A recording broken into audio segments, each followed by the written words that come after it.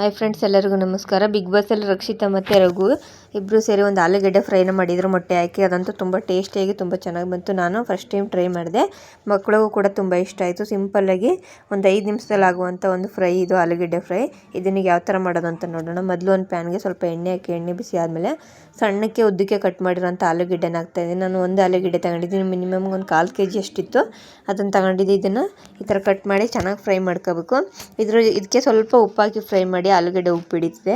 ಇದೆಲ್ಲ ಚೆನ್ನಾಗಿ ಫ್ರೈ ಆಗಬೇಕು ಅಂದರೆ ಕ್ರಿಸ್ಪಿ ಆಗೋ ಅವಶ್ಯಕತೆ ಇಲ್ಲ, ಜಸ್ಟ್ ಆಲೂಗೆಡ್ಡೆ ಬೆಂದರೆ ಸಾಕು. ಇವಾಗ ನೋಡಿ, ಇದು ರೆಡಿಯಾಗಿದೆ, ಆಲೂಗೆಡ್ಡೆ ಎಲ್ಲ ಬೆಂದಿದೆ. ಇದನ್ನ ಇವಾಗ ಸೈಡ್ಗೆ ಹಾಕ್ಕೊಂಡು ಇದೇ ಪ್ಯಾನ್ಗೆ ನಾನು ಮೊಟ್ಟೆನ ಹಾಕತ್ತೀನಿ. ನೋಡಿ, ಇದೆಲ್ಲ ಕರೆಕ್ಟಾಗಿ ಬೆಂದಿದೆ. ಇವಾಗ ಇದಕ್ಕೆ ನಾನು ಸೈಡಲ್ಲಿ ಹಾಕ್ಕೊಂಡು ಇದಕ್ಕೆ ಇವಾಗ ನಾನು ಮೊಟ್ಟೆನ ಹಾಕತ್ತಾ ಇದ್ದೀನಿ.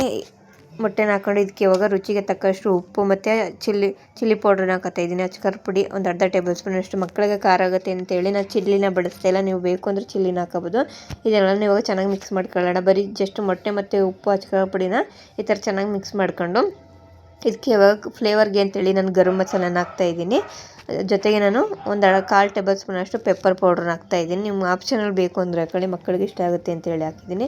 ಇದನ್ನೆಲ್ಲ ಇವಾಗ ಚೆನ್ನಾಗಿ ಮಿಕ್ಸ್ ಮಾಡ್ಕೊಂಡು ಮೊಟ್ಟೆ ಮತ್ತು ಆಲೂಗೆಡ್ಡೆ ಎಲ್ಲ ಫ್ರೈ ಆಗೋ ಥರ ಚೆನ್ನಾಗಿ ಮಿಕ್ಸ್ ಮಾಡ್ಕೋಬೇಕು. ನೋಡಿ, ಇವಾಗ ರೆಡಿಯಾಗಿದೆ. ಇಷ್ಟೇ, ಬೇಗ ರೆಡಿ ಆಗಿಬಿಡ್ತು. ಜಸ್ಟ್ 5 ನಿಮಿಷದಲ್ಲಿ ರೆಡಿ ಆಗಿಬಿಡುತ್ತೆ. ಮಕ್ಕಳಿಗಂತೂ ಈ ಥರ ಮಾಡಿಕೊಟ್ರೆ ಸ್ನ್ಯಾಕ್ಸು ತುಂಬ ಇಷ್ಟ ಆಗುತ್ತೆ. ನಾನು ಮಾಡಿದ್ದೆ, ಮಕ್ಕಳಿಗಂತೂ ತುಂಬ ಇಷ್ಟ ಆಯಿತು ನಾನು ಮಾಡಿಕೊಟ್ಟಾಗ. ಇಷ್ಟ ಆದರೆ ಪ್ಲೀಸ್ ಲೈಕ್ ಮಾಡಿ, ಶೇರ್ ಮಾಡಿ, ಕಮೆಂಟ್ಸ್ ಮಾಡಿ, ಪ್ಲೀಸ್ ಸಪೋರ್ಟ್ ಮಾಡಿ. ಸಿಂಪಲ್ಲಾಗಿ 5 ನಿಮಿಷದಲ್ಲಿ ಆಗಿಬಿಡುತ್ತೆ.